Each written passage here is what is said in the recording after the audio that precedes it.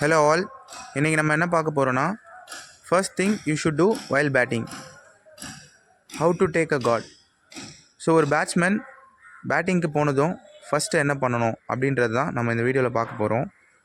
So நீங்கள் க்ரீஸ்க்கு போனதும் இந்த மாதிரி உங்கள் பேட்டை ஸ்டம்புக்கு நேராக ப்ளேஸ் பண்ணி லெக் ஆர் மிடில் உங்களுக்கு எது தேவையோ அம்பையர்கிட்ட கன்ஃபார்ம் பண்ணிக்கணும் ஸ்டம்ப் கவர் ஆகுதா அப்படின்னு.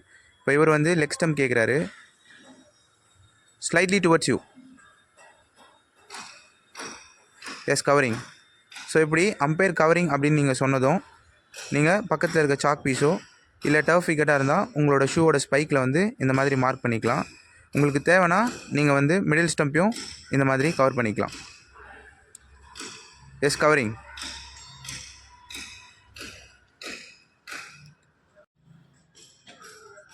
நீங்கள் கார்டு எடுத்துகிட்ட பிறகு உங்களுக்கு எங்கே தேவையோ இப்போ லெக் ஆர் மிடில் அப்படின்றத நீங்கள் டிசைட் பண்ணிக்கணும். நீங்கள் டிசைட் பண்ணிவிட்டு உங்களோட காலை அந்த லைனோட எட்ஜில் ப்ளேஸ் பண்ணணும். இப்போ இவர் வந்து லெக் கார்டு எடுத்திருக்காரு, ஸோ லெக்கில் தான் இவர் வந்து ப்ளே பண்ண போகிறாரு. அவர் காலை வாட்ச் பண்ணுங்கள், அந்த லைனோட எட்ஜில் வந்து அவரோட பேக் லெக்கை ப்ளேஸ் பண்ணியிருக்காரு. பட் அவரோட ஃப்ரண்ட் லெக் பார்த்தீங்கன்னா பேக் லெக்லேருந்து 1 இன்ச் டிஃப்ரென்ஸில் ஓப்பன் பண்ணி நின்றுருக்காரு. ஸோ இப்படி தான் நிற்கணும். நிறைய பேர் பண்ணுற மிஸ்டேக் என்னென்னா அவங்களோட ஃப்ரண்ட் லெக்கை வந்து பேக் லெக்குக்கு முன்னாடி எடுத்துகிட்டு போய் இந்த மாதிரி நிற்பாங்க. ஸோ இந்த மாதிரி நிற்கும் போது என்ன ஆகும்னா எல்பிடபிள்யூ ஆகிறதுக்கான சான்சஸ் வந்து அதிகமாகவே இருக்கும். அது இல்லாமல் ஷார்ட்ஸ் எதுவுமே ப்ராப்பராக ஆட முடியாது. ஸோ யாரும் அந்த மாதிரி நிற்காதீங்க. எப்போவுமே உங்களோட ஃப்ரண்ட் லெக் வந்து பேக் லெக்லேருந்து 1 இன்ச்சு ஓப்பன் பண்ணி தான் நிற்கணும். ஸோ இந்த இன்ஃபர்மேஷன் நிறைய பேருக்கு யூஸ்ஃபுல்லாக இருக்கும்னு நினைக்கிறேன்.